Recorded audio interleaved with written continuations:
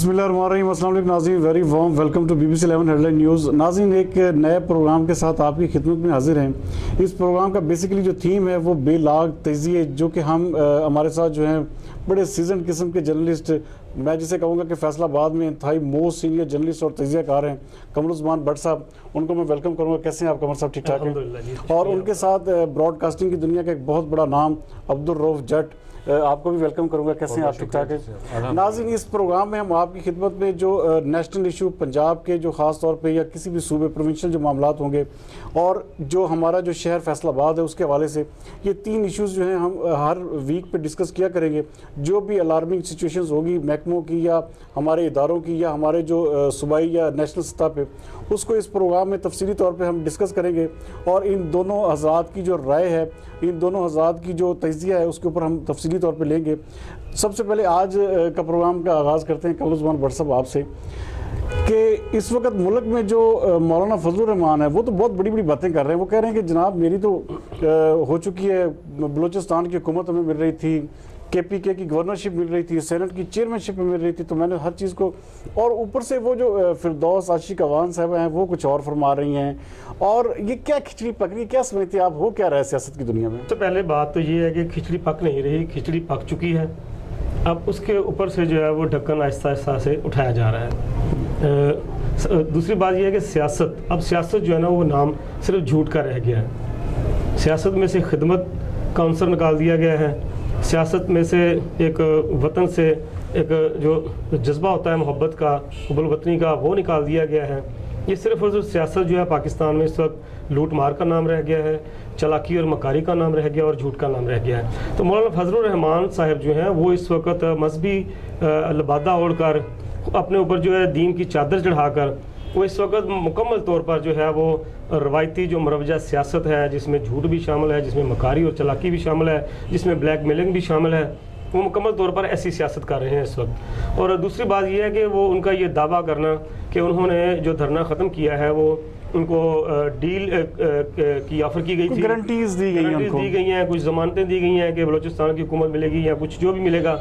तो जहाँ तक मैं समझता हूँ ऐसी कोई बात नहीं है। फिरदौस आशिक अवान जो हैं वो बिल्कुल दुरुस्त बात कह रही हैं कि जैसे मौलाना फजलुर रहमान ने धरना दिया था वैसे ही वो उठकर खाली हाथ वापस गए हैं। जबकि चौधरी बरादरान का भी बयान इसमें सामने आया है। उनका ये नैरेटिव है कि उनको जो अमानत दी गई थी, तो जो कुछ उनको दिया गया है वो एक अमानत है। तो उस हवाले से अब ऐसा ऐसा चीज़ें सामने आएंगी, क्योंकि पिछले दिनों कमरुज़्ज़मान कायरा ने भी मीडिया टॉक में ये उनसे सवाल किया गया। तो पीपल्स पार्टी का बड़ा नाम है, वो पंजाब के, सेंट्रल पंजाब के वो सदर भी हैं। तो उन्होंने भी इसमें बड़ा अफसोस का इजहार किया कि पीपल्स पार्टी उनकी हलीफ जमात है, हमायती जमात है। तो इसके बावजूद मौलाना फजलुर रहमान ने पीपल्स पार्टी को एतमाद में नहीं लिया और नहीं बताया अभी तक कि हुकूमत की तरफ से अगर कोई उनको डील की गई है तो क्या डील है, वो क्यों धरना उन्होंने ख़त्म कर दिया। नहीं, कुछ ना कुछ तो है। अच्छा अब्दुल रऊफ साहब, मैं आपकी तरफ आऊँगा, कुछ ना कुछ है। मैं इसको हम कोई भी शख्स जो रूल आउट नहीं कर सकता कि ऐसे ही एक शख्स आया, आके बैठा इस्लामाबाद में, इतने चलें अगर लाखों नहीं तो हज़ारों का मजमू तो ज़रूर था उनके साथ। अगर आप उसको कहें कि 50,000 से ज़्यादा लोग थे तो वो गलत नहीं होगा। तो इतने लोगों को ला के और फिर अच्छा आए भी और वापस भी चले गए, तो कुछ ना कुछ तो गारंटीज होंगी इसमें। उससे पहले जी मैं एक और चीज़ पे आपकी तवज्जो दिलाना चाहूँगा कि मौलाना के बारे में ये कहा जाता है कि हर हुकूमत का हिस्सा रहे हैं, ऐसा नहीं है। मुशर्रफ की हुकूमत जिसमें बहुत सारे सियासतदानों ने बहुत कुछ कमाया, बहुत कुछ बनाया, तो उस वक्त मौलाना साहब जो थे वो अपोजिशन लीडर थे। अब आ जाएँ हम इस धरने के हवाले से, तो बिल्कुल इसमें मौलाना साहब का एक बयानिया था कि मैं इस्तीफ़ा लिए बगैर नहीं जाऊँगा। और मैं मौलाना साहब को बिल्कुल अपनी बात का पक्का समझता हूँ कि वो इस्तीफ़ा लिए बगैर वापस नहीं उनको जाना चाहिए था। तो बाकी जो बातें हैं वो सिर्फ क्यासराइयाँ ही हो सकती हैं। मौलाना साहब को ना तो कोई ऐसी ऑफ़र की गई होगी और ना ही हुकूमत जो थी वो इस पोजीशन में थी। इतना सेटिस्फैक्टरी फेस हो नहीं सकता किसी भी तरह से, जहाँ तक देखा जाए। तो ये देखिए, अगर इस तरह की कुछ चीज़ें और होती, आप इसको जैसा कि कमर साहब ने कहा, मैं उनकी इस बात के साथ बिल्कुल इत्तेफाक करता हूँ कि सियासत जो है, आप उसको झूठ का दूसरा नाम सियासत कह लें या सियासत का दूसरा नाम झूठ आप कह सकते हैं। मौलाना साहब की अगर कोई बातें हुई भी हैं तो उन्होंने जो इलाकाई धरने देने की उन्होंने एक बात की थी, तो वो भी शायद अपने आप को सेव करने की बात की थी। अब जो आपने एक और इसमें एक पार्टी है जो चौधरी बरादरान हैं, तो चौधरी बरादरान के बारे में तो मैं यही कहूँगा जी, उन्होंने तो जिस हवाले से या जिस भी मौके पे सालिसी की कोशिश की है तो वो मसला ख़राब ही हुआ है। वो अकबर बुगटी साहब का ले लें, वो आप लाल मस्जिद का ले लें, और वो आप नवाज शरीफ साहब के हवाले से भी ले लें, तो मेरा नहीं ख्याल है कि मौलाना साहब को वो इस पोजीशन में थे कि उनसे उन्होंने कोई कमिटमेंट की हो। वो अपने आप को नुमाया करने के लिए उन्होंने ये बातें कर रहे होंगे कि हमारी बातें जो हैं वो मौलाना साहब के पास अमानत थी, तो ऐसी तो कोई बात थी नहीं कि वो कोई अमानत हो सकती है या कुछ ऐसी बात। अच्छा बट साहब, ये जहाँ असल सवाल यहाँ पे ये पैदा होता है कि चौधरी बरादरान का आना जो होता है वो वैसे नहीं होता, इसके पीछे अच्छा चौधरी बरादरान की अपनी भी कुछ चीज़ें हैं, कुछ अपने भी मामलात हैं, तो इसको आप ऐसे रूल आउट कर नहीं सकते, कुछ ना कुछ है जिसकी पर्दादारी है। आप इस चीज़ को मेरे ख्याल में कतई तौर पे आप डिफेंड नहीं करेंगे। बिल्कुल रऊफ साहब की और आपकी बात से मैं इत्तेफाक करता हूँ कि चौधरी बरादरान जहाँ भी गए हैं वहाँ पे उसके बाद वो कोई ना कोई जो है ना डू एंड डाई वाला मामला हो जाता है कि वो मामला खात्मे की तरफ हो जाता है मुकम्मल तौर पर। तो अभी यहाँ भी ऐसी लग रहा है कि यहाँ पर जो मौलाना फजलुर रहमान साहब फरमा रहे हैं, दावा कर रहे हैं, बड़क मार रहे हैं कि ऑफ़र की गई डील की, तो मैं नहीं समझता कि ऑफ़र की गई, बल्कि मैं समझता हूँ कि उनको किसी अदारे की तरफ से एक शटअप कॉल दी गई या उनको एक फ़ाइनल वार्निंग दी गई कि वो जैसे पंजाबी में कहते हैं बंदे का पुत्र बन जाओ, तो वो उनको शटअप कॉल या वार्निंग दी गई फाइनल किसी भी अदारे की तरफ से, वो चौधरी बरादरान के तवस्सुत से कि भी अब ये आखिरी स्टेज है, इसके बाद फिर हम अपना जो है वो तुलाया अमल, आपने अगर हमें ए प्लान बी प्लान दे दिया है तो अभी हमारा ए प्लान सामने आना है। लेकिन इसमें बहुत सारे फैसले ऐसे भी तो हो चुके हैं ना, जो मकसद था, जो इस धरने के मकासद जो पीछे थे उसकी बैकग्राउंड की तरफ आता हूँ, तो उसमें दो चीज़ें सामने जो मेरे ख्याल में हो सकती है, किसी आपको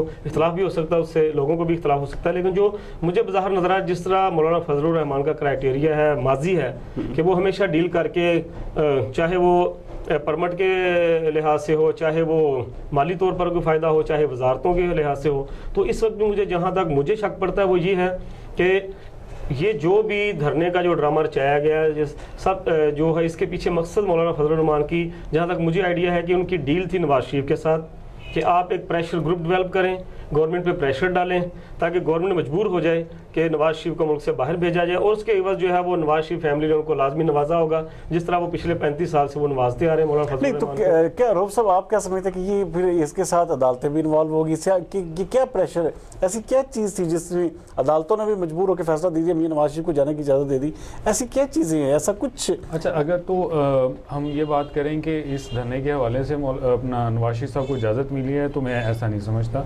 हाँ, मेरा एक जो जाविया है देखने का वो थोड़ा मुख्तलिफ है। जैसा कि कमर भाई ने कहा कि उनकी बात से लोग इख्तलाफ कर सकते हैं, इख्तलाफ की गुंजाइश रहती है। मैं इनकी बात से तो इख्तलाफ नहीं करूँगा, लेकिन मैं एक नए जाविये से जो है मैं इसको देखता हूँ। मुझे लगता है कि शायद कहीं इस धरने के पीछे कुछ हमारे इदारे रहे हैं और कुछ शायद हुकूमती टीम भी इसके पीछे रही है, चूँकि इसी दौरान एक बहुत बड़ा इंसिडेंट हुआ कश्मीर के हवाले से जिस पे हमारी हुकूमत जो है वो बिल्कुल नाकाम रही। बयानिया बहुत स्ट्रॉन्ग था लेकिन वो पाकिस्तान की हद तक स्ट्रॉन्ग था, वो इस हदूद के अंदर था, इस जो हमारी सरहद है उसके अंदर था, लोगों में गम और गुस्सा था, तो उसको जो है वो कम करने के लिए एक धरना, एक प्लान किया गया, मैं ये समझता हूँ, और लोगों के जहनों में ये डाला गया कि जी हमने तो ये कुछ कर लेना था, हम इस धरने की वजह से कुछ नहीं कर सके। मौलाना साहब ने कश्मीर काज को बहुत नुकसान पहुँचाया, तो इस धरने ने जहाँ मौलाना साहब को नुकसान दिया, लोग उन पे बात कर रहे हैं, तो इस धरने ने बहुत सारे इदारों को, हुकूमत को फ़ायदा भी दिया। मेरा ये था। अच्छा बट साहब मैं आपकी तरफ आऊँगा। चेयरमैन नैब ने बड़ा ज़बरदस्त किस्म का बयान दिया कि अब जो है तासुर जो दिया जा रहा है जी हुकूमत की हक में हम जो कर रहे हैं और अपोजिशन के पार्टियों के बंदों को पकड़ रहे हैं, तो अब जो है ना वो उसका रुख तब्दील होने जा रहा है। तो क्या समझते हैं कि ये बहुत बड़ा इशारा ये भी नहीं है कि ये कोई तब्दीली की तरफ बात चल पड़ी है? जी बिल्कुल, ये इस वाले से ये कहूँगा कि जैसा कि इमरान खान ने कहा था, इमरान खान को, वज़ीर-ए-आज़म को खुद ये एहसास है कि उनके साथ कुछ लोग ऐसे हैं जो उनको गलत समत ले जा रहे हैं या उनके खोटे सिक्के हैं वो उनके। तो इस हवाले से बहुत से बयानियाँ सामने आ रहे हैं, लोगों की निशानदेही भी हो रही है, मीडिया भी कर रहा है, मुख्तलिफ जो पार्टीज़ के जो बयानात आ रहे हैं उनमें भी इस चीज़ को बताया जा रहा है कि जी फ़लाँ उसको वजारत दे दी गई, वो फ़लाँ करप्शन में मुलवस है, वो फ़लाँ करप्शन में मुलवस है, फ़लाँ ठेकों में मुलवस है। तो वो चीज़ें सामने आ रही हैं। इमरान खान तक ये बात आ गई है कि जी वो गैर मुल्की जो फंडिंग है उस हवाले से वो इशू भी अब सामने आ अच्छा, रहा है। ये केस यकदम पूरी अपोजिशन इस पे यकसू हो गई है, तो इसमें भी कुछ चीज़ें लोग जो हैं वो ये ढूंढ रहे हैं कि ये क्यों इनका फोकस इस तरफ करवाया गया है कि इलेक्शन कमीशन के बजाय और वो फॉर्म फंडिंग केस के ऊपर सारी अपोजिशन जो है सब चीज़ें छोड़ के उस तरफ आके बैठ गई है। अच्छा, उसमें अब ये चीज़ है ना कि चूँकि जहाँ बहुत सी चीज़ें जैसे पहले सामने आई हैं इमरान खान की फैमिली के हवाले से, उनकी बेगम के हवाले से, उनकी बहन के हवाले से, इमरान खान को खुद अपने ज़ाती जो असासे उनके हवाले से, तो वो एक एक करके वो सारी चीज़ें, इल्ज़ामात जो हैं वो क्लियर होते गए, वो उनमें से क्लीन चिट मिलती गई उनको, और ओपनली वो हर चीज़ सामने आती गई। उसमें किसी किस्म की कोई ढकी छुपी चीज़ नहीं थी कि इमरान खान ने यहाँ पे करप्शन किया है या मनी लॉन्ड्रिंग किया है या कोई और मामला है, वो सब क्लियर हो गए हैं। तो मैं समझता हूँ कि ये भी जो है गैर मुल्की फंडिंग के हवाले से जो है ये भी जो है ना ये एक बस खाली मामला साबित होगा, इसके पीछे कुछ नहीं, जैसे इमरान खान ने भी दावा किया। चेयरमैन नैब के बारे में क्या कहते हैं आप? चेयरमैन नैब के हवाले से मैं ये कहूँगा कि उन्होंने जो ये बात की है एक बहुत बड़ी बात है, और ये हुक्मरान जैसे भी हों, लेकिन इमरान खान का यही बयानिया था कि करप्ट बंदा चाहे जहाँ भी होगा उसका पीछा किया जाएगा और उससे जो है कौमी खजाने के जो लूटमार का हिसाब लिया जाएगा। तो अब अगर ये देखा जाए तो ये सेम वही बात है जो इमरान खान कुछ अर्सा पहले कह रहे थे। तो अब अगर चेयरमैन नैब की तरफ से ये नैरेटिव सामने आ गया है, तो चूंकि स्टार्ट हो गया था नून लीग की जी क़यादत के खिलाफ, अब पीपल्स पार्टी की क़यादत का भी जो तमाम फाइलें खुल रही हैं, तो उम्मीद की जानी चाहिए कि जिस तरह ये बातें ढकी छुपे अंदाज में या ओपनली कहीं की जा रही हैं कि पीटीआई के फलां लोग जो है करप्शन में इन्वॉल्व हैं, तो ये उम्मीद की जा रही है कि नैब जो है पीटीआई के जो आड़ में जो बैठे हुए हैं दूसरी पार्टी छोड़ के अपनी जान बचाने के लिए, अपनी करप्शन को छुपाने के लिए, तो लाजमी नैब जो है वो उन पर भी नजर करना पड़ेगा। अच्छा रऊफ साहब, आप मुझे बताइएगा कि ये चेयरमैन नैब का जो बयान है इस हवाले से आप इसको किस नज़र से देखते हैं? क्या समझते हैं कि ये आया बिल्कुल राइट डायरेक्शन में है या एक जस्ट एक प्रेशर टैक्टिक्स के तौर पर लिया जा रहा है? मैं बिल्कुल जी, चेयरमैन नैब का जो बयान है, सबसे पहले तो मैं उस बयान की ही मजम्मत करता हूँ। चेयरमैन नैब को ऐसा बयान देना ही नहीं चाहिए। वो चेयरमैन नैब हैं, एक रिटायर्ड सीनियर जज हैं, तो जैसा कि हम सुनते रहे हैं कि जो फैसले हैं वो बोलने चाहिए, जज को नहीं बोलना चाहिए। तो उनको अपने अमल से ये चीज़ें ज़ाहिर करनी चाहिए और ये फ़ैसला अवाम पे छोड़ देना चाहिए कि आया हुकूमत का एहतसाब भी हो रहा है या सिर्फ अपोजिशन का एहतसाब हो रहा है। अपनी साइड ही क्लियर करनी चाहिए, अपनी साइड क्लियर नहीं करनी चाहिए। और हमारे यहाँ जो एक ट्रेंड बन गया है वो किसी भी अदारे को आप ले लें, मेरा ख्याल है कि कोई भी बयान जो है वो एक तो हुकूमती नुमाइंदे के थ्रू ही आना चाहिए, और जिन चीज़ों पे हुकूमत का इख्तियार नहीं है या जो इदारे हुकूमत के कंट्रोल में नहीं हैं, तो उन इदारों को जो है वो अपनी जो उनका वर्क है, जो उनका काम है, उसके थ्रू बताना चाहिए। ना कि मुझे ये एक सेल्फ प्रमोशनल स्टंट लगता है कि कोई भी आके मीडिया पे बात कर देता है और लोग उसको डिस्कस करना शुरू कर देते हैं, हालांकि काम को डिस्कस होना चाहिए। तो मैं उसके बयान की ही मजम्मत करता हूँ। उस वाले से ये भी कहूँगा ना कि जैसा कि वज़ीर-ए-आज़म इमरान खान ने जो है चंद रोज़ पहले एक बयान दे दिया था कि अदालतों को जो है वो ये तासर ख़त्म करना चाहिए कि ताकतवर के लिए कानून हो रहा है। हाँ, देखिए वो एक नई बहस छिड़ पड़ी है। मैं समझता हूँ कि ये अदालतों ने जो उसका रिस्पांस दिया है ये ज़रूरी था अदलिया की तरफ से रिस्पांस देना कि इमरान खान का ये बयान जो है एक गलत टाइम पे गलत बयान था। कमर साहब मैं यही आप ही की मैं बात कर रहा हूँ, चूंकि एक साइड से एक गलत बयान या गलत तरीके से एक बयान दिया गया तो दूसरी साइड की ये मजबूरी बन गई। मैं ये कह रहा हूँ कि कुछ चीज़ें जो है वो अपने काम से ही वाज़ेह होनी चाहिए, और जहाँ तक मुझे ऐसा लगता है कि शायद ये फर्स्ट टाइम ऐसा हुआ है कि क्लियरली नाम लेके कहा गया। अब सोशल मीडिया पे ये कैंपेन चल पड़ी है बाकायदा अदालतों को लेके, आप देखिए ये कौन चला रहा है कि जी अदालतों को कहा जा रहा है जी आप फैसले ऐसे ना देते, आप ऐसे ना करते, तो ये सब कुछ एक प्लानिंग के तहत हो रहा है। अब हुकूमत और अदालत माजी करीब या माजी बैद में इतना ऐसा नहीं हुआ कभी भी कि बाकायदा नाम लेके एक दूसरे के साथ इससे तो मैं इस पर एक बात ऐड करना चाहूँगा कि ये जो लोग सोशल मीडिया पे इदारों को या अदालतों को वो क्रिटिसाइज़ करते हैं, आप ज़रा देखें कि इनकी अगर आप प्रोफाइल चेक करेंगे तो इनका ताल्लुक जो है वो किन पार्टियों के साथ है, और अभी अगर जो अदालत के किसी फैसले पे वो तनकीद कर रहे हैं तो उनका जो है ताल्लुक जो है वो किस पार्टी के साथ है। असल में हम कहते तो हैं कि हमें माजी से सीखना चाहिए, तो माजी से सीखने का एक हल ये भी है कि हम माजी के ताने भी ना दें। यहाँ पे हम लोगों को सुप्रीम कोर्ट पे हमले ना सुनवाए जाएं। अगर किसी ने सुप्रीम कोर्ट पे हमला किया था तो उसी ही पार्टी के लीडर ने जजेस बहाली में जो है वो एक लॉन्ग मार्च भी किया था, तो हमें उसको याद रखना चाहिए। तो दरअसल ये जो माजी की हम बातें कहते हैं, नया पाकिस्तान है ना, तो पुरानी चीज़ें भूल जानी चाहिए, पुराने वाक़या जो है उनको दफन कर देना चाहिए। इस इलेक्शन के बाद हम एक नए दरवाजे में, एक नए उसमें आप समझते हैं ये चीज़ें नहीं होनी चाहिए। नाज़रीन कहीं मत जाइएगा, एक छोटे से ब्रेक के बाद दोबारा आपकी खिदमत में हाजिर होते हैं एक नए टॉपिक के साथ, कहीं मत जाइएगा।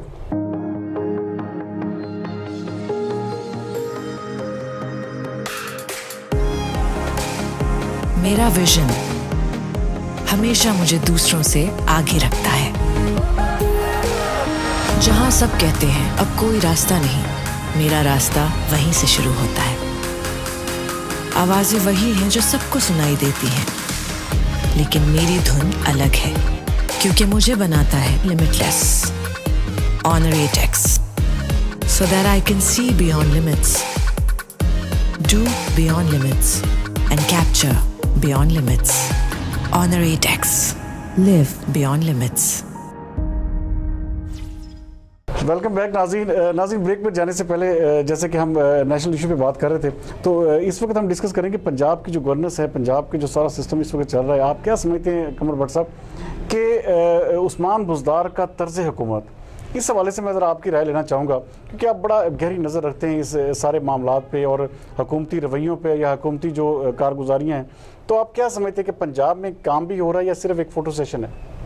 जी, काम के हवाले से अगर बात की जाए तो वो एक पंजाब के मखसूस इलाके में काम होता नज़र आ रहा है। बाकी पूरे पंजाब में बालाई पंजाब को ले लें या सेंट्रल पंजाब को ले लें या जनूबी पंजाब को ले लें, तो उसका जो वसी जो एरिया है वहाँ पर तरक्याती काम होते नज़र नहीं आ रहे। अभी तक आवाम को जो तवक्कुआत थी, जो उम्मीदें वाबस्ता कर रखी थी आवाम ने कि PTI की गवर्नमेंट आएगी पंजाब में तो वो पंजाब में जो तरक्याती काम होंगे, वो उसकी रफ्तार वो नहीं है। बयानात की रफ्तार बहुत तेज़ है, क्योंकि बयानात जो हैं वो पकड़े नहीं जा रहे, दावे बड़कें बहुत मारी जा रही हैं, लेकिन अमली तौर पर जो नज़र नहीं आ रहा। आवाम जो है वो हर लिहाज से, चाहे वो कोई गली मोहल्ले का इशू हो, गली का इशू हो, सीवरेज का इशू हो, या अगर शहरात में आए मेन शहरात पर सड़कों का मामला हो या ट्रांसपोर्ट की सहूलत हो, उस हवाले से कोई पूरे पंजाब भर में आप समझते हैं कि बयानात हैं, बड़ी अजीब सी जो है ना वो सूरत हाल नज़र आ रही है कि किसी किस्म का कोई अमली तौर पर तरक्याती काम होता नज़र नहीं आ रहा। सिर्फ ये है कि छोटे मोटे जो चीज़ें हैं, जो इशूज़ हैं, बस वो मुख्तलिफ जो डिप्टी कमिश्नर्स हैं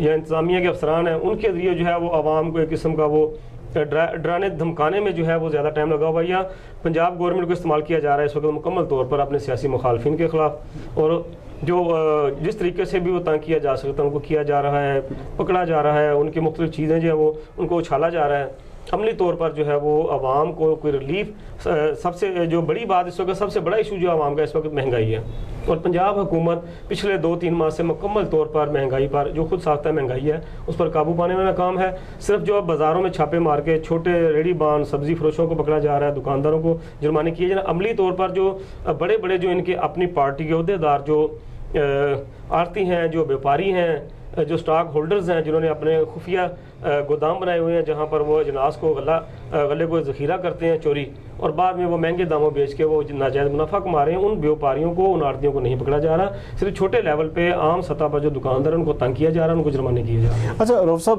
दुनिया का इस वक्त सबसे बड़ा अलार्मिंग पॉइंट ले लें कि लाहौर को आलूदा तरीन शहर करार दे दिया गया। अच्छा, जबकि पिछली हुकूमत में आप देखें कि लाहौर को पेरिस का दर्जा हासिल हो गया था, तो क्या आप ये मुकम्मल क्या समझते हैं, आप इसको फेलियर समझते हैं, या ये उस्मान बुज़दार की जो गवर्नेंस है उसके ऊपर क्या आप कहेंगे कि क्या ये हुकूमत अच्छे तरीके से काम कर रही है, या एक जस्ट जिस तरह मैं उनसे बात कर रहा था कि फ़ोटो सेशन ही है?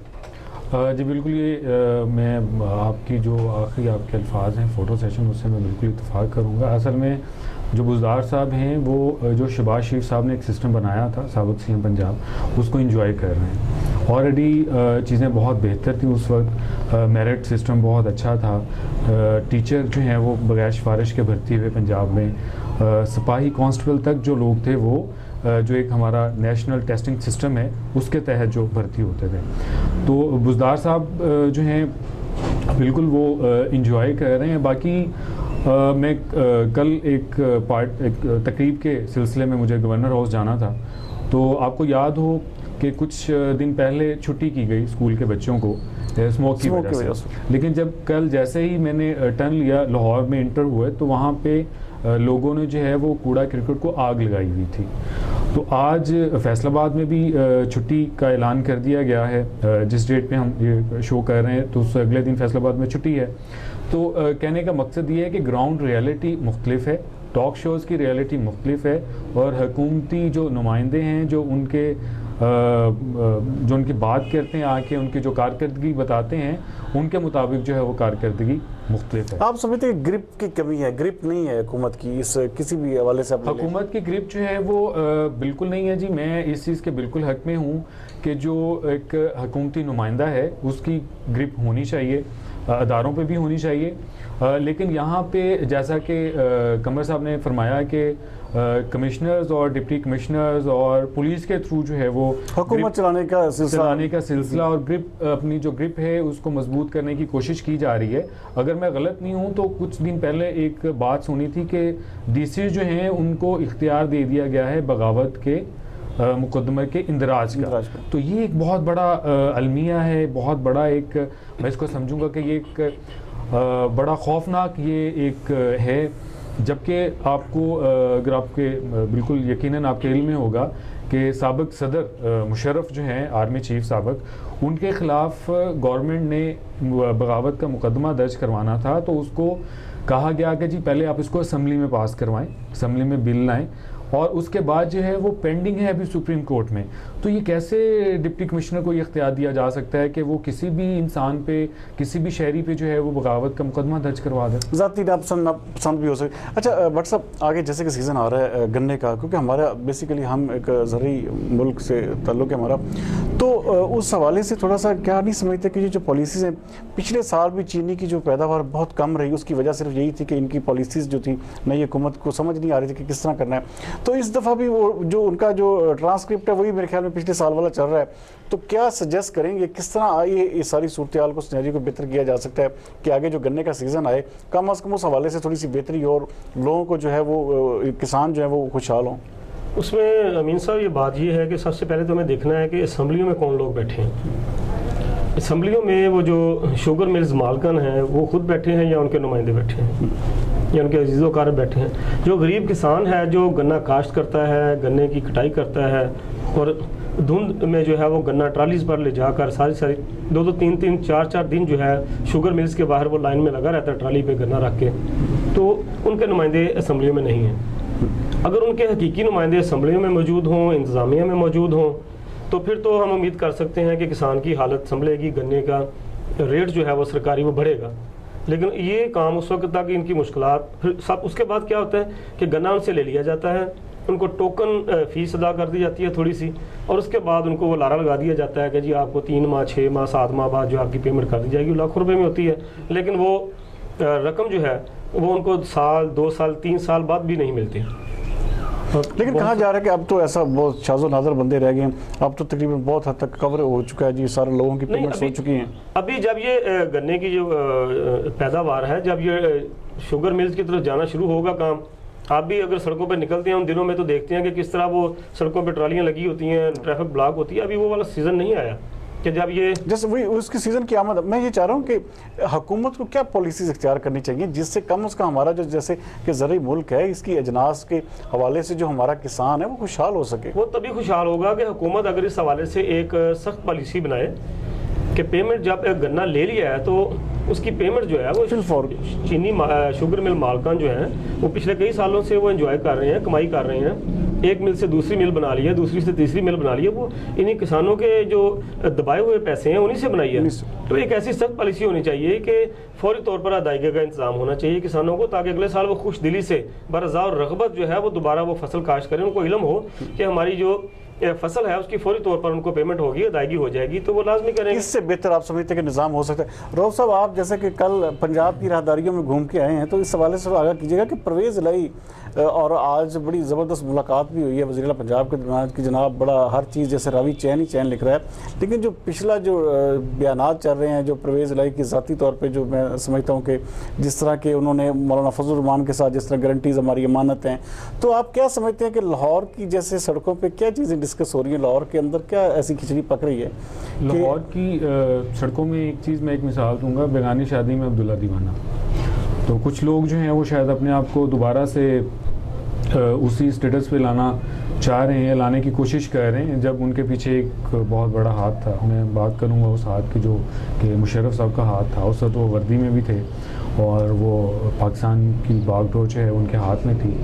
तो परवेज़ इलाही का जहाँ तक ताल्लुक़ है, मैं उनको समझता हूँ कि वो एक ख़ानदानी जो झलक होती है, अपनी बात पे पूरा रहना, वो सारी चीज़ें उनमें पाई जाती हैं। लेकिन इसके साथ साथ वो सियासतदान भी बहुत अच्छे हैं, और सियासतदान वो अच्छे हैं जो यू टर्न लेते हुए ये नहीं सोचते कि अवाम क्या कहेगी। वो शायद हमारे यहाँ इसी को सियासत कहा जाता है।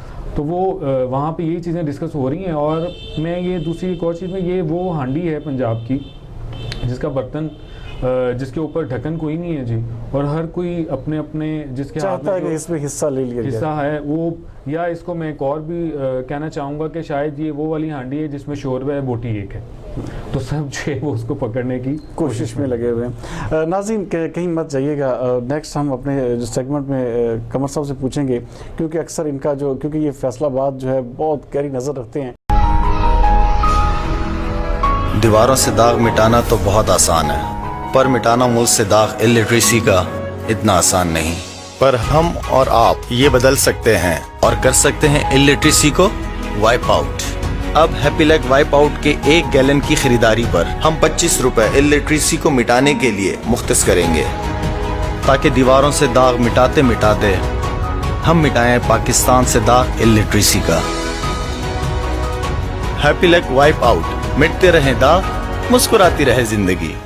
वेलकम बैक नाज़रीन, बस जैसे कि ब्रेक पे जाने से पहले मैं बात कर रहा था कि कमर भट्ट साहब से पूछेंगे फैसलाबाद की, क्योंकि ये इन्होंने गली गली देखी है, इन्होंने मोहल्ला मोहल्ला जिसे कहते हैं अपने सहाफ़ती कैरियर में छान मारा है। तो फैसलाबाद में ये जो बुलंद बांग दावे हैं ये हुकूमतों के या इंतज़ामिया के कि जी हर तरफ जो जिसे कहते हैं हरियाली और खुशहाली, और तो क्या समझते हैं कि फैसलाबाद में क्या काम हो भी रहा है, या जस्ट एक जिसे कहते हैं जैसे पंजाब में फ़ोटो सेशन है तो ऐसा ही फैसलाबाद में हो रहा है? जी बिल्कुल, आपकी बात बिल्कुल दुरुस्त है कि जिस तरह सूबाई लेवल पे काम हो रहा है कि कहते हैं ना कि जिस तरह की कोको वैसे ही कोको के बच्चे, तो ये फैसलाबाद की सूरत हाल भी से अक्सर मुख्तलिफ नहीं है। आप किसी भी जगह चले जाएं, अगर मैं तरतीब के साथ चीज़ों के मसाइल के नाम गिनवाना शुरू करूं तो आप हैरान रह जाएंगे कि जो सूरत हाल आज से 10-15 साल 20 साल पहले थी शहर की, आज के दिन तक बिल्कुल वही सूरत हाल है कि आवाम को कोई सहूलतें हासिल नहीं। अगर सोशल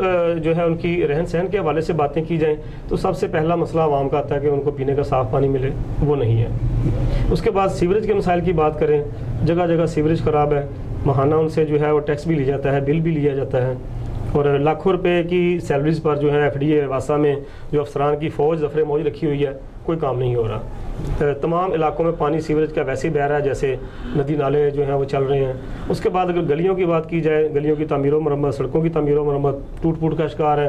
एक महकमा आके सड़क बनाता है, अगले दिन सुई गैस, वापडा या वासा या कोई PTCL वाले आके वो फिर उकार पिछड़ करके सड़कें जो है वो तोड़ फोड़ देते हैं, और वहाँ पे वो फिर वो लंबी लंबी जो है वो खंदकें खुदी होती हैं, लोग गिर रहे हैं, मर रहे हैं, ज़ख्मी हो रहे हैं, कोई पुरसाने हाल नहीं। उसके बाद अगर गटरों की बात की जाए, मेन होल जो हैं 3 किस्म के मेन होल हैं, एक वासा वालों का मेन होल है, दूसरे PTCL वालों का है, और तीसरे जो है मेन होल जो है वो लोग खुद अपने जो है बना लेते हैं। अपने घर की तमीर है तो वो कोई ना कोई खुदाई कर ली जाती है। तो अब ये होता ये है कि इन मेन होल्स पर अक्सर जो है इलाकों में वहाँ पर उनके ढक्कन गायब हैं। अब ऊपर से फिर ये नज़र करम ये होता है कि म्यूनसिपल कॉरपोरेशन जो मेट्रोपॉलिटन बन चुकी है, तो चूँकि इसने पेमेंट करनी होती है फेस्को को स्ट्रीट लाइट्स की, वो पेमेंट्स कई माह तक नहीं हो पाती, तो वो स्ट्रीट लाइट्स भी रात को बंद होती हैं। अब अंधेरे में लोग जो खुले गटर में गिरते हैं, कोई मोटरसाइकिल सवार है, कोई पैदल जा रहा है, तो वो कोई मर रहे हैं और कोई ज़ख्मी भी हो रहे हैं। उसके बावजूद इंतज़ामिया जो है वो होश के नाखन नहीं ले रही, जाग ही नहीं रही ख्वाब गफलत से। इसके बाद अगर बात करें हम सेहत के हवाले से, फैसलाबाद के किसी भी अस्पताल में आप चले जाएँ, वहाँ पे आपको इंतहाई अफसोसनाक और काबिल रहम सूरत हाल नज़र आएगी लोगों की कि उनको जो वहाँ पे मेडिसिन मौजूद है अस्पताल में, लेकिन उसके बावजूद हॉस्पिटल का अमला जो है उनको कह रहा है जी बाहर जाके मेडिकल स्टोर से आप जाके अद्वियात खरीद कर लाएँ, और बाद में वही चोर दरवाजे से मेडिसिन जो है वो बेची जा रही है मार्केट में। ऊपर नॉट फॉर सेल लिखा हुआ है, वही मेडिसिन आप किसी मेडिकल स्टोर से ले लें। मंशियात के अगर हवाले से आया जाए तो वही सूरत हाल है जो पहले थी। सड़कों पे जो है वो फुटपाथों पे जो नौजवान जो है वो मंशियात का जहर अपनी रगों में उतार रहे हैं, मर रहे हैं। मेडिकल स्टोर्स पर जो है धड़ल्ले से सरेआम मेडिसिन फरोख्त हो रही हैं। अगर पुलिस स्टेशन की तरफ आए, थानों की तरफ आए, पुलिस की कारकर्दगी देखें तो ज़ीरो है। बड़े दावे किए गए थे कि पोर्टल बना दिया गया है, ये कर दिया गया है, खुली कचहरियों का इनकाद किया जा रहा है। अच्छा, नए डिप्टी कमिश्नर आए, उनका तो काम बहुत ज़बरदस्त देखने को मिल रहा है। हम तो इसमें जैसे कहते हैं कि जहाँ तक उनकी ये 1 महीना अभी आए हुए हुआ है, तो मैं समझता हूँ, ज़ाती तौर पर मेरा ख्याल है कि उनकी तो जिसे कहते हैं अभी जस्ट एक आमद हुई है, तो क्या आप उनको भी इसमें शामिल कर रहे हैं, डिप्टी कमिश्नर साहब को भी? ज़ाहिर बात ना, नए निज़ाम में वो फादर ऑफ सिटी हैं। वो इस वक्त डिप्टी कमिश्नर के अंडर बहुत सारे महकमे आ गए हैं। खासतौर पर FDA की बात करूँ तो वो उसके सरप्रस्त है, निगरान है उसके, तो उसके हेड है इस वक्त वो।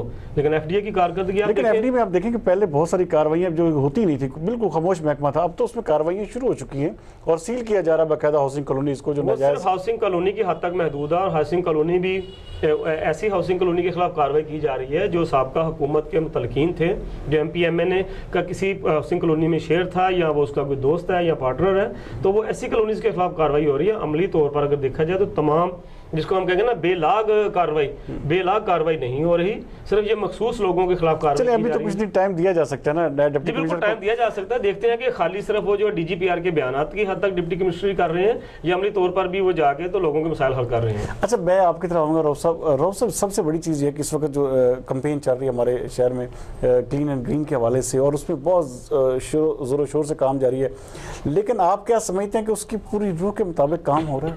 क्या पूरे इलाकों में इसके असरात पहुँच रहे हैं? मैं जी बिल्कुल उस पर मैं बात कर सकता हूँ, चूँकि उसकी जो पहली मीटिंग हुई थी तो मैं इत्तेफाक से उसका हिस्सा था।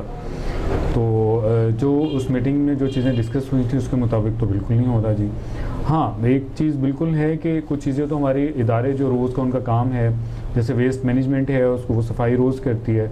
इसी तरह से जो कॉरपोरेशन के जो मेट्रोपॉलिटन है जिनका, तो उनका जो इंक्रोचमेंट के हवाले से है वो भी, इनके इंस्पेक्टर्स हैं वो भी अपना काम करते हैं। बाकी इदारे भी रूटीन में अपना काम करते हैं। लेकिन जो इसकी रूह थी इस हफ्ता सफाई को मनाने की 18 से 24 तक, वो शायद अभी तक उस तरह से उस पर इम्प्लीमेंट नहीं हुआ, सिवाय कुछ जगह पे पौधे लगाने के। कुछ चीज़ों को जो है वो उनकी जो मेन शराहें हैं उनकी सफाई करने से, जो यूनियन काउंसिल्स की हद तक या जो CC काउंसिल जो है वहाँ तक, या जो ऐसे इलाके जो सिटी एरिया को लगते हैं वहाँ तक अभी उसकी जो रसाई इस आप फेलियर किसका समझते हैं? फिर इस कैंपेन पूरी का ये देखें ना, पूरा वीक बनाया गया है, तो इसमें किसका, कौन सा ऐसा पर्सन है जो आप समझते हैं कि इम्प्लीमेंटेशन के हवाले से अगर बात की जाए तो मेरे ख्याल में ज़िला इंतजामिया जो है, क्योंकि नया डिप्टी कमिश्नर आए ज़्यादा, इससे सबसे ज़्यादा जागो, क्या हुआ? उठ तो गई हूँ, उठना काफी नहीं है।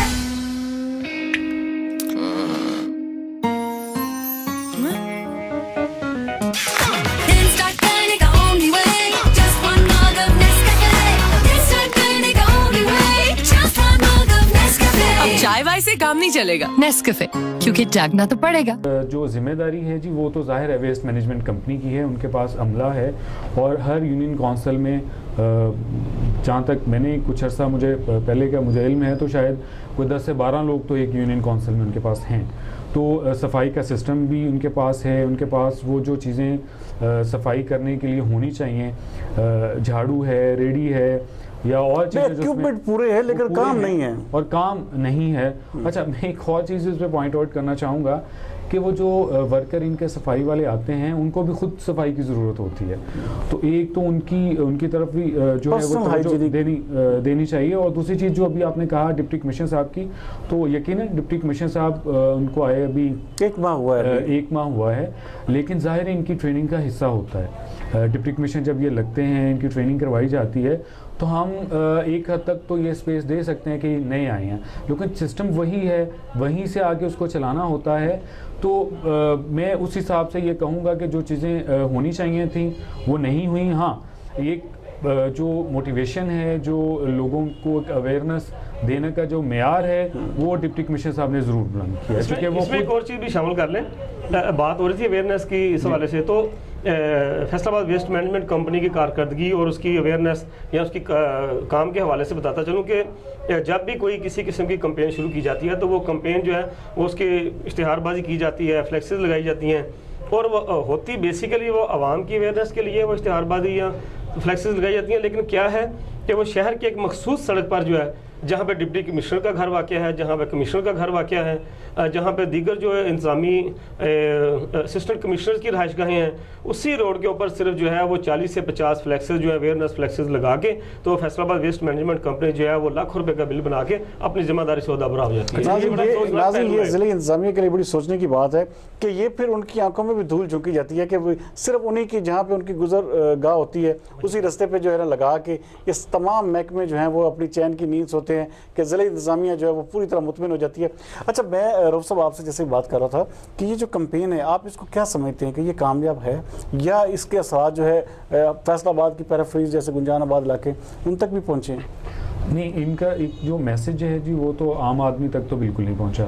जैसा कि कमर भाई ने कहा कि उसी एरिया में जहाँ पे डिप्टी कमिश्नर का घर है या जहाँ पे उसका ऑफिस है, और यकीनन ऐसा ही है, आप अगर अपने रिपोर्टर को कहीं एक रिपोर्ट तैयार करें तो शायद आपको 2-3 किलोमीटर जो वो एक एरिया सिटी का बनता है उसके बाहर शायद आपको कुछ नज़र भी नहीं आएगा। चनाब क्लब से लेके तो दूसरी साइड पे जो है जहाँ पे जिला कौंसिल तक, जिला कौंसिल डीसी और ये जेल रोड तक सिर्फ एक सड़क है जो सरीना होटल रोड है ना, सिर्फ वहीं पे आपको फ्लैक्सेस नजर आएंगी, बाकी किसी सड़क पे नजर नहीं आएंगी। बिल्कुल ऐसा ही है। और इसमें चूंकि ये ऐसा फर्स्ट टाइम हो रहा है कि हफ्ता सफाई मनाया जा रहा है और उसमें कम से कम पिछले जो इस तरह के इवेंट्स रहे हैं उसमें ये कदरे बेहतर है। एक रैली डिप्टी कमिश्नर ने निकाली, तमाम इदारे जो मुतलका थे, प्राइवेट स्कूल्स को उन्होंने लिया, सोशल जो सोसाइटी थी उसको उन्होंने साथ में इंगेज किया, वो एक अच्छा इन्होंने शो किया। अब जाहिर है उनको देख के लोगों में एक समझ बूझ तो आती है, उस हवाले से जो मैसेज जैसे जाना चाहिए वैसा नहीं गया, लेकिन एक मैसेज गया। बेसिकली आपकी राय में ये है कि फैसलाबाद वेस्ट मैनेजमेंट कंपनी जो है वो इसमें बाकायदा फेलियर के तौर पर सामने आई। आखिर में प्रोग्राम के मैं आपसे पूछूं, फैसलाबाद की पुलिस जो है, ट्रैफिक पुलिस ले लें, पुलिस ले लें, इसमें क्या किन चीज़ों की ज़रूरत है? आरपीओ सीपीओ को किस हवाले से काम करने की ज़रूरत है कि फैसलाबाद में ये जिस तरह के बेसिकली ये बड़ा अमन वाला शहर है, लेकिन यहाँ पे ट्रैफिक का निज़ाम देखा जाए तो इंतहाई दिगरगू है, जगह जगह पे इशारे टूटे हुए हैं, हर सड़क जिसे कहते हैं कि टूटी हुई है, इंतजामिया की उसकी तरफ। तो क्या समझते हैं कि पुलिस और ट्रैफिक पुलिस के हवाले से क्या कहेंगे आप? पुलिस, डिस्ट्रिक्ट पुलिस के हवाले से तो यही कहूँगा कि वो ख़ुद को आवाम का खादम बन के अगर काम करें तो लाजमी मसाइल ख़त्म होंगे। अभी इस्लाही कमेटियाँ बनाई गई थी, जो मसालहती कमेटियाँ बनाई गई थी मुख्तलिफ एरियाज़ में, पुलिस स्टेशन की हदूद में, तो उन मसालहती कमेटियों को खुद पुलिस ने ही नाकाम बना दिया है। बेसिकली आईजी का मकसद ये था कि मसालहती कमेटियाँ बनाने का कि जो मामला मुकदमे के अंदराज तक बात ना जाए, कि थाने में जाके लोग FIR दर्ज ना करें, भरमार बहुत है, तो वो पुलिस उसमें कोऑपरेट करे, तावन करे, तो वो मिल बैठ के उस मसले को FIR दर्ज होने से पहले ही ख़त्म कर दिया जाए, सुलह करवा दी जाए।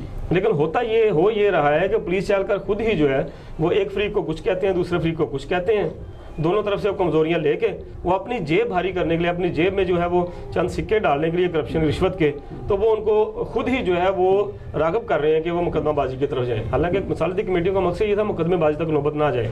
एक तो ये इन्होंने IG की पॉलिसी को पुलिस ने खुद ही नाकाम बना दिया है। दूसरी बात ये है, आपने ट्रैफिक पुलिस की बात की है, तो ट्रैफिक पुलिस के हवाले से ये कहूँगा कि अभी हाल ही में एक फैसला कर लिया गया है खुद साख्ता बैठे बिठाए कि जी हेलमेट की जो है वो पहनना लाजमी होगा। तो मैं समझता हूँ कि हेलमेट पहनने से पहले ये ज़रूरी है कि जैसे कि आपने फरमाया है कि फैसलाबाद के जो ज़्यादातर ट्रैफिक सिग्नल्स हैं वो बंद पड़े हैं, ख़राब हैं, तो सबसे पहले तो उन ट्रैफिक सिग्नल्स को जो ट्रैफिक पुलिस की जिम्मेदारी है, ट्रैफिक पुलिस की ये जिम्मेदारी नहीं है कि लोगों को हेलमेट पहनाती फिरे। ट्रैफिक पुलिस की जिम्मेदारी ये है कि वो पहले अपने ट्रैफिक सिग्नल्स ठीक करे, अपने जो ट्रैफिक एहलकार हैं उनको प्रॉपर जो है वो ड्यूटी पर पाबंद करें, वो साइडों पे खड़े हो गए, वो पर्सनल फोन्स, मोबाइल फोन्स ना सुन रहे हों या व्हाट्सएप पे चीज़ें ना चेक कर रहे हों, तो ये इनका काम है। उसके बाद जो सड़कों की हालत ज़ार दुरुस्त करवाने के लिए वो डिस्ट्रिक्ट मैनेजमेंट, डिस्ट्रिक्ट गवर्नमेंट से उनको जो है वो रब्ता करे, उनको फोर्स करे कि भाई सड़कें टूटी फूटी हैं, वहाँ पे गड़े पड़े हुए हैं, कई जगह से सड़कें बैठ चुकी हैं, सिविल अस्पताल के सामने 3 जगह से सड़क बैठ चुकी है और इंतहाई असास एरिया वो इंतहाई अहम रोड है, वो वहाँ पर सड़क बैठ चुकी है। सूसा रोड पर चले जाएँ, वहाँ पर कई जगह से सड़क बैठ चुकी है। अगर जड़ावाला रोड पर आप म्यूनसिपल डिग्री कॉलेज से लेकर थाना पीपल्स कॉलोनी और उसके आगे सोशल सिक्योरिटी अस्पताल तक देखें तो वहाँ पे भी सड़क कई जगह से बैठ चुकी है। उसके बाद अगर आप आगे चले जाएं जड़ावाला रोड पर तो वहाँ भी ट्रैफिक सेक्टर के बिल्कुल सामने सड़क खराब है, वहाँ अपनी सड़क खराब है। तो इस हवाले से ये बात बताता चलूँ कि इनको तो पहले इन चीज़ों की तरफ तवज्जो करनी चाहिए। अब दूसरी बात ये है कि अब हेलमेट की पाबंदी लाजमी करार दी जा रही है, वो भी एक सिक्खाशाही है इनकी, अचानक बैठ के फैसला कर लिया। अब उसका नुकसान ये हो रहा है कि डकैती की वारदातें जो शहर में हो रही हैं ज़्यादातर में हेलमेट इस्तेमाल हो रहा है कि हेलमेट में चेहरा छुपा है, चेहरे की शिनाख्त नहीं होती। सीसीटीवी कैमरास भी लगे हैं, तो वो हेलमेट पहन के डाकू हजरात आ रहे हैं, दिन दहाड़े वो डकैती कर रहे हैं, लूट मार करके जा रहे हैं, कोई शिनाख्त नहीं हो रही। तो ये हेलमेट पहनने की पाबंदी मैं समझता हूँ एक नारवा इकदाम है। ये बिल्कुल जो है ये नहीं होना चाहिए इस तरह कि खुद दफ्तरों में बैठ के मीटिंग कर ली, मीटिंग में करने के बाद ये ऐलान कर दिया। ये मैं समझता हूँ कि ये पुलिस की तरफ से इस तरह के इकदाम होते हैं, ये कुछ मखसूस लोगों को नवाजने के लिए होती हैं कि कहाँ, मैं समझता हूँ किसी जगह कोई बड़ा स्टॉक पड़ा है हेलमेट का, वो फरोख्त नहीं हो रहे, तो उन्होंने पुलिस के कंधे पे रख के बंदूक चला दी है, पुलिस को इस्तेमाल कर रिया, ट्रैफिक पुलिस को, सीटीओ को इस्तेमाल कर रिया कि जी आप पाबंदी जो है इसकी लाजमी करार दें कि हेलमेट पहना जाए ताकि वो स्टॉक जो है कई सालों से पड़ा वो निकल जाए। मैं तो समझता हूँ कि ये अवाम दुश्मन फैसला है, इस हेलमेट की पाबंदी को वापस लेना चाहिए।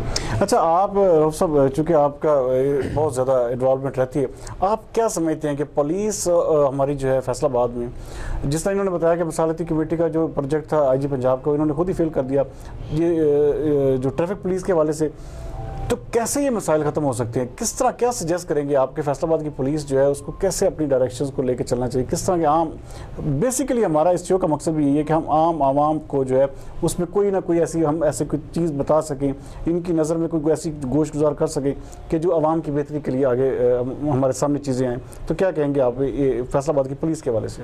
अच्छा, इसमें मैं एक चीज़ कहूँगा कि जो साबिक CM पंजाब हैं, उन्होंने फ्रंट डेस्क का इफ्तिताह किया था। उसका उन्होंने कहा किया था कि हर थाने में एक फ्रंट डेस्क होगा जहाँ पे AC लगा होगा, जहाँ पे आपके लिए पानी पड़ा होगा, जहाँ पे अमले का रवैया जो है वो बेहतर होगा।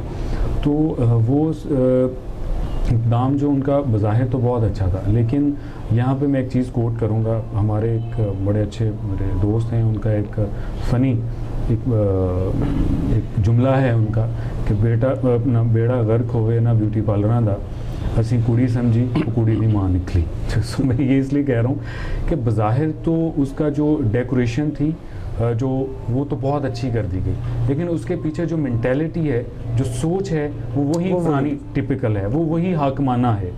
अब वो जो वहाँ पे फ्रंट डेस्क पे जाके आप देखें, उनके रवैये भी बहुत हो चुके हैं, वैसे ही हो चुके हैं। मैं खुद एक दफ़ा मेरा हुआ, मैं एक एप्लीकेशन के सिलसिले में एक थाने में गया, फ्रंट डेस्क पे मैं गया, तो मैंने देखा कि जो एक वर्दी में वहाँ पे शख्स बैठा हुआ है और जो बगैर वर्दी के वहाँ पे बैठा हुआ है, तो दोनों की ना तो गुफ्तगू में कोई फ़र्क था और ना ही उनके रवैये में कोई फ़र्क था।